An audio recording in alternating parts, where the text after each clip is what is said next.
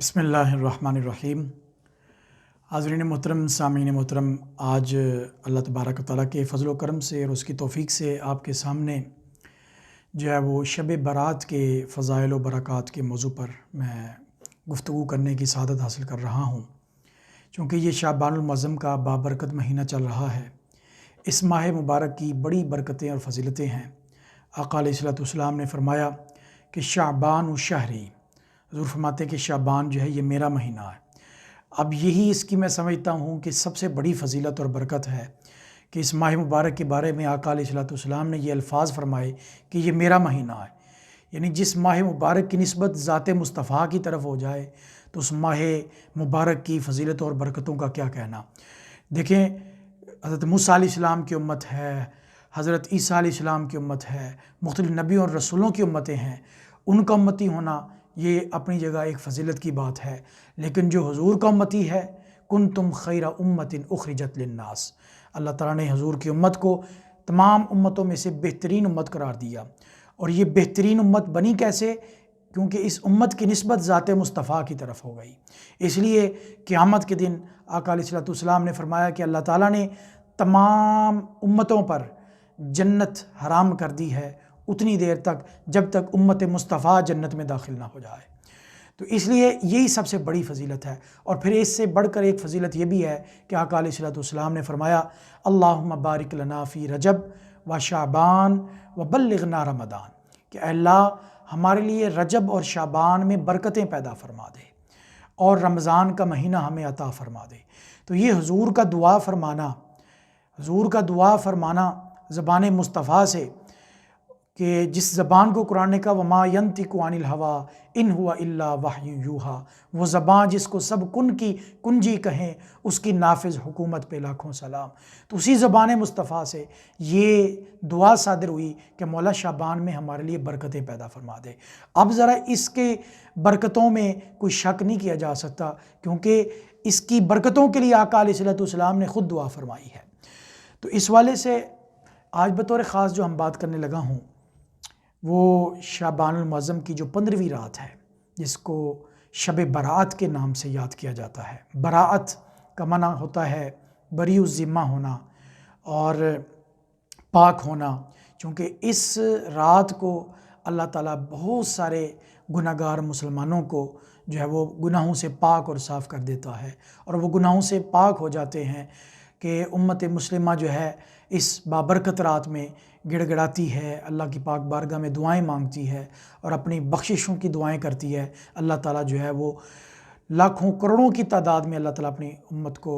महबूब की उम्मत को और मखलूक को जो है बख्शता है। तो इस वाले से चंद बातें आपके सामने मैं ज़िक्र करूँगा। कुरान पाक में भी इस रात का ज़िक्र किया गया। सूरत दुखान के आगाज़ में अल्लाह ताला ने फ़रमाया हामीम वल किताबिल मुबीन इन्ना अंज़लनाहु फ़ी लैलतिन मुबारका इन्ना कुन्ना मुंज़िरीन फ़ीहा युफ़रक़ु कुल्लु अम्रिन हकीम, कि इसको लैला मुबारका कहा कि हमने कुरान पाक को लैला मुबारका में उतारा, बरकत वाली रात में उतारा, और इसमें हर हिकमत वाले काम की जो है उसकी तकसीम किया जाता है और वो फ़रिश्तों के यहाँ जो है उनके सपुर्द कर दिए जाते हैं तमाम मामलात। इस रात से क्या मुराद है? अक्सर मुफस्सिरीन ने लैलतुल क़द्र मुराद ली है, शब क़द्र मुराद ली है, और बाज़ मुफस्सिरीन ने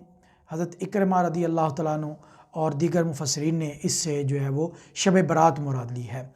और तत्बीक ये दी कि इस रात जो है अल्लाह ताला लोहे महफूज से जो बंदों के अहकाम हैं उनके हवाले से, उनके रिज़्क़ के मामलात, उनकी मौत व हयात के मामलात, तो वो फ़रिश्तों के सपुर्द कर दिए जाते हैं। तो ये इस लिहाज से भी बड़ी अहमियत की ये जो है रखती है ये रात। और सैयदना अनस इब्न मालिक रदी अल्लाह तआला अन्हु फरमाते हैं कि माह शाबान का चाँद नज़र आते ही सहाबाए किराम तिलावत कुरान पाक की तरफ खूब मुतवज्जे हो जाते, अपने मालों की ज़कात निकालते ताकि गरीब और मस्कीन जो लोग हैं वो माह रमज़ान के रोज़ों के लिए तैयारी कर सकें। हुक्काम जो होते थे वो कैदियों को बुलाकर जिन पर हद कायम हुई होती थी उन पर वो सज़ा जारी कर देते और कुछ को आज़ाद कर देते। इसी तरह ताजर जो थे वो अपने कर्ज़े अदा कर लेते और कुछ से अपने कर्ज़ों को वसूल करते। यानी माह रमज़ान मुबारक से पहले ही अपने मामलात को جو ہے وہ مکمل کر کے اور رمضان شریف کا چاند نظر آتے ہی کچھ جو تھے وہ صحابہ کرام غسل کر کے بعد جو تھے وہ اعتکاف بیٹھ جاتے۔ اسی طرح حضرت سیدنا اسامہ ابن زید رضی اللہ تعالیٰ عنہ سے مروی ہے، سنن نسائی شریف کے حدیث پاک ہے، کہتے ہیں میں نے عرض کی یا رسول اللہ صلی اللہ علیہ وسلم، میں دیکھتا ہوں کہ جس طرح آپ شعبان میں روزے رکھتے ہیں اس طرح کسی بھی مہینے میں آپ روزے نہیں رکھتے۔ تو آقا علیہ الصلوۃ والسلام نے فرمایا کہ شعبان جو ہے یہ رجب اور رمضان کے درمیان میں ہے اور لوگ اس سے غافل ہیں۔ اس مہینے میں لوگوں کے اعمال جو ہیں وہ اللہ رب العالمین کی پاک بارگاہ میں پیش کیے جاتے ہیں، اٹھائے جاتے ہیں، اور مجھے یہ پسند ہے کہ میرا عمل اس حال میں اٹھایا جائے کہ میں روزے دار ہوں۔ تو بہت سارے فضائل ہیں شب برات کے حوالے سے۔ کچھ لوگ یہ مغالطہ ڈالتے ہیں اور غلط فہمی لوگوں کے اندر پیدا کرتے ہیں کہ جو ہے شب برات کی جو فضیلت کے حوالے سے احادیث ہیں وہ ضعیف ہیں۔ تو اس حوالے سے میں عرض یہ کروں گا، یاد رکھ لیں یہ بات تو کر دی جاتی ہے کہ یہ حدیث ضعیف ہے، لیکن لوگوں کو یہ بھی بتانا چاہیے کہ حدیث ضعیف کا جو ہے وہ حدیث کے اندر کیا مقام ہے اور کیا درجہ ہے، کیونکہ عام لوگ تو حدیث کے فن سے واقف ہی نہیں ہیں، اصول حدیث سے واقف ہی نہیں ہے، اور عامت الناس اور عوام کے سامنے یہ بات کر دینا، اس سے عوام یہ سمجھتی ہے کہ ضعیف، چونکہ اس کا معنی کمزور ہوتا ہے، یہ حدیث کمزور ہے تو اس سے جو ہے وہ ہماری اس کی کوئی اصل نہیں ہے، اس کی کوئی فضیلت نہیں ہے، ایسا نہیں ہے۔ اور وہ یہ مغالطہ دیتے ہیں کہ یہ رات بھی دوسری عام راتوں جیسی عام رات ہے، لیکن ایسی بات نہیں ہے۔ پہلی بات تو یہ عرض کروں گا کہ ضعیف حدیث جو ہے وہ سند کے لحاظ سے اس کو ضعیف کہا گیا ہے، لیکن وہ بھی حدیث پاک ہے۔ صرف بات یہ ہے کہ اس کا درجہ یہ ہو جاتا ہے کہ اس سے شرعی احکام ثابت نہیں ہوتے، یعنی اس سے آپ کسی چیز کا حلال ہونا یا حرام ہونا یا فرض ہونا یا واجب ہونا یہ چیزیں ہم ثابت نہیں کر سکتے، لیکن فضائل میں اس پر علماء کا، ائمہ کا، اماموں کا، محدثین کا اس پر اتفاق ہے، یہ اختلافی بات نہیں ہے، سب اس بات کو تسلیم کرتے ہیں، تمام مسالک والے اس بات کو تسلیم کرتے ہیں کہ جو ضعیف احادیث ہوتی ہیں وہ فضائل میں جو ہے وہ ان کو معتبر مانا جاتا ہے، یعنی فضائل میں ان کو لیا جاتا ہے اور ان سے احکام ثابت ہوتے ہیں فضائل کے اندر، چونکہ یہاں شب برات کی فضیلت بیان ہو رہی ہے۔ اور پھر یہ احادیث مبارکہ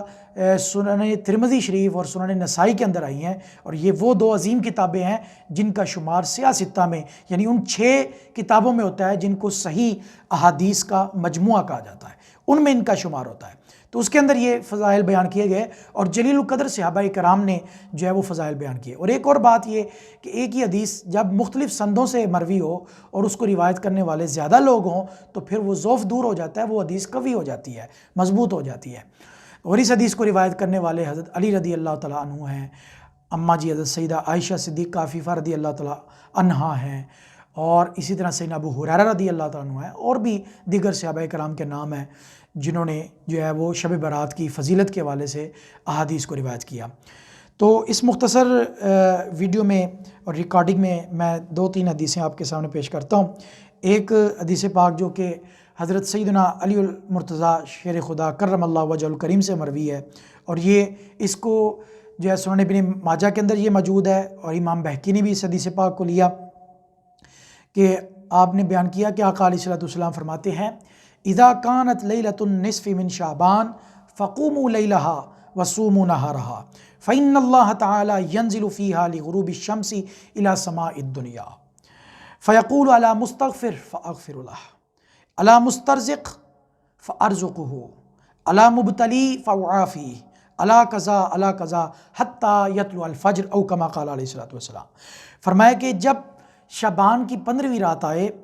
تو تم اس رات کی عبادت کیا کرو، اس رات کا قیام کیا کرو، وصوموا نہارہا، اور جو شعبان کی 15واں دن ہے 15 شعبان اس دن کا روزہ رکھا کرو۔ فرمایا اس رات کی شان یہ ہے کہ اللہ تعالیٰ اپنی شان کے لائق جو ہے وہ آسمان دنیا پر جو ہے سورج غروب ہونے کے ساتھ ہی جو ہے وہ نزول فرماتا ہے، یعنی اس کی رحمتیں، اس کا فضل اور اس کا کرم جو ہے وہ مخلوق کی طرف متوجہ ہوتا ہے، اور اللہ تعالیٰ کی پاک بارگاہ سے یہ ندائیں اور صدائیں لگائی جاتی ہیں کہ اللہ مستغفر، ہے کوئی بخشش طلب کرنے والا، بخشش مانگنے والا، اغفر اللہ، میں اس کو بخششیں عطا کرتا ہوں۔ الا مسترزق، ہے کوئی رزق مانگنے والا، کوئی جولی پھیلائے تو صحیح، تو فارزقہ، میں اس کو رزق کے خزانے عطا کرتا ہوں۔ الا مبتلی فوافی، ہے کوئی مصیبت زدہ، وہ مجھ سے مصیبت سے چھٹکارا مانگے اور پریشانی سے نجات مانگے تو میں اسے پریشانی سے چھٹکارا اور نجات عطا کر دوں۔ اسی طرح جو مخلوق کی حاجتیں ہوتی ہیں ان کو پورا کرنے کے لیے اللہ تعالیٰ کی پاک بارگاہ سے صدائیں اور ندائیں لگتی رہتی ہیں حتیٰ یطلع الفجر، اور یہ ندائیں اور صدائیں جو ہیں فجر طلوع ہونے تک جو ہے وہ لگتی رہتی ہیں۔ اب یہ حدیث پاک میں دیکھیں اتنی بڑی فضیلت ہے، اور خدا کا علیہ الصلوۃ والسلام نے ترغیب اور تلقین دی ہے۔ اب جس کو ایسے ہی غفلت میں گزار دیا جائے اور اس کو دوسری عام راتوں کی طرح اس کو بھی عام رات سمجھ کے گزار دیا جائے تو پھر یہ فرمان مصطفیٰ کا مقصد کیا ہوا؟ آقا علیہ الصلوۃ والسلام نے یہ جو فرمایا یہ ہمیں بیدار کرنے کے لیے فرمایا، ہمیں متنبہ کرنے کے لیے فرمایا۔ دیکھیں یہ کرم ہے لجپال کریم آقا کا کہ اللہ تعالیٰ نے اس امت پر یہ کرم کیا محبوب کے صدقے میں کہ ان کو یہ پیشکشیں دی گئیں اور یہ خاص کرم نوازیاں کی گئیں کہ ان کو یعنی مخلوق کو بخشنے کے لیے اور حضور کی امت کو بخشش عطا کرنے کے لیے اللہ تعالیٰ نے کبھی وہ شب قدر عطا کرتا ہے، کبھی وہ شب برات عطا کرتا ہے، اور کبھی وہ شب معراج عطا کرتا ہے، کبھی عید الفطر والی رات عطا کرتا ہے جس کو چاند رات کہتے ہیں، کبھی وہ عید الاضحیٰ کی رات۔ یہ وہ راتیں ہیں جن میں اللہ تعالیٰ اپنی بھلائیوں اور رحمتوں کے دروازے مخلوق پر کھول دیتا ہے اور لاکھوں کروڑوں کی تعداد میں اللہ تعالیٰ اپنے بندوں کی بخششیں فرماتا ہے۔ تو یہ اس امت پر کرم ہے کہ یہ تھوڑے وقت میں عبادت کر کے زیادہ وقت کی عبادت کا ثواب پا لیتے ہیں، جیسے کہ لیلۃ القدر کے بارے میں کہا کہ لیلۃ القدر خیر من الف شہر، کہ وہ ایک رات عبادت کرو تو وہ 1000 مہینوں سے زیادہ فضیلت رکھتی ہے۔ تو جیسے عام طور پر ہم دیکھتے ہیں شاپنگ سینٹرز میں دیکھتے ہیں کہ وہ دکان والے جو ہیں وہ کہتے ہیں بھائی 2 چیزیں خریدو تو 1 چیز فری لے لو، یا کہتے ہیں کہ یہ 50% سیل لگی ہوئی ہے یا 70% سیل لگی ہوئی ہے تاکہ زیادہ لوگ فائدہ حاصل کر سکیں۔ تو اللہ تعالیٰ کی پاک بارگاہ سے یہ امت مصطفیٰ کے لیے یہ پیشکشیں ہیں کہ تم آؤ اس رات کو عبادت کرو، اپنے گناہوں کی بخشش کر لو اور اللہ تعالیٰ کی پاک بارگاہ میں اپنے گناہوں پر نادم اور شرمندہ ہو کر سچے دل سے توبہ کرو اور اپنے گناہوں کی معافی مانگو، اور پھر جو ہے آئندہ سے پاک اور صاف ستھری زندگی گزارنے کا اللہ کی پاک بارگاہ میں جو ہے وہ وعدہ کرو۔ تو ایسے جب ایسی پیشکشیں کی جا رہی ہوں اور ایسی کرم نوازیاں پیش کی جا رہی ہوں تو پھر جو ہے لوگوں کے ذہنوں میں یہ غلط فہمی ڈالی جائے کہ اس رات کی کوئی حقیقت نہیں، کوئی اصل نہیں، کوئی فضل۔ پہلے لوگ دین سے دور ہیں، پہلے لوگ عبادت سے دور ہیں، مسجد سے دور ہے، اور اس طرح کی باتیں کر کے اور ان کو دور کر دیا جائے تو یہ اچھی بات نہیں ہے، بلکہ لوگوں کو جو اس کی احادیث مبارکہ کے اندر فضائل بیان کیے گئے ہیں وہ بیان کرنے چاہیے تاکہ لوگوں کے اندر شوق عبادت ابھرے اور وہ اللہ کے گھر میں آئیں اور عبادت اور بندگی بجا لائیں اور اللہ تعالیٰ سے صدقی دل سے توبہ کریں۔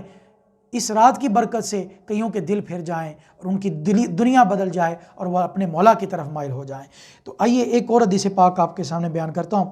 اور یہ حدیث پاک جو ہے امام ترمذی نے اس کو روایت کیا۔ اماں جی حضرت سیدہ عائشہ صدیقہ عتیقہ عفیفہ رضی اللہ تعالیٰ عنہا بیان کرتی ہیں، کہتی ہیں ایک رات میں نے آقا علیہ الصلوۃ والسلام کو اپنے بستر پر نہ پایا تو میں حضور کی تلاش میں نکلی، تو میں نے آپ کو جنت البقیع میں پایا کہ آپ نے آسمان کی طرف اپنا سر انور اٹھایا ہوا تھا، اور مجھے دیکھ کر حضور نے فرمایا ان اللہ تعالی ینزل لیلۃ النصف من شعبان الی السماء الدنیا فیغفر لاکثر من عدد شعر غنم کلب، او کما قال علیہ الصلوۃ والسلام،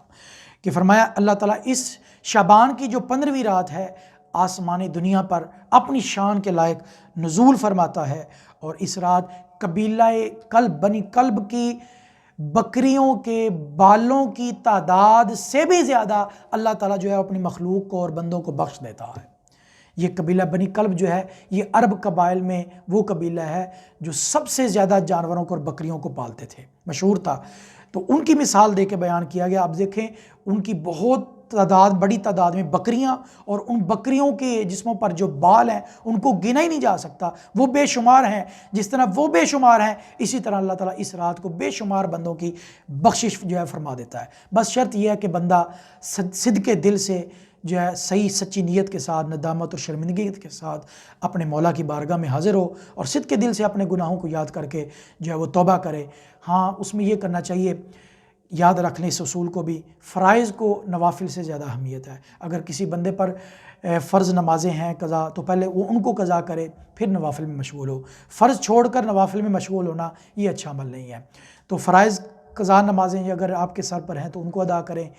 اور اگر نہیں تو پھر آپ نوافل ادا کریں، کثرت کے ساتھ توبہ استغفار کریں اور درود و سلام پڑھ کے زیادہ سے زیادہ جس میں جتنی استطاعت اور طاقت ہے، جتنی وہ عبادت کر سکتا ہے، لازمی جو ہے اس رات کو عبادت کرنی چاہیے، اور اس رات کی جو ہے وہ برکتیں اور فضیلتیں حاصل کرنی چاہیے۔ اسی پر اکتفا کرتے ہیں اور اللہ تعالیٰ سے دعا کرتے ہیں اللہ تعالیٰ ہم سب کی حاضری قبول فرمائے، ہمیں زیادہ سے زیادہ اللہ کی عبادت اور بندگی بجا لانے کی توفیق عطا فرمائے۔ وآخر دعوایا ان الحمد للہ رب العالمین۔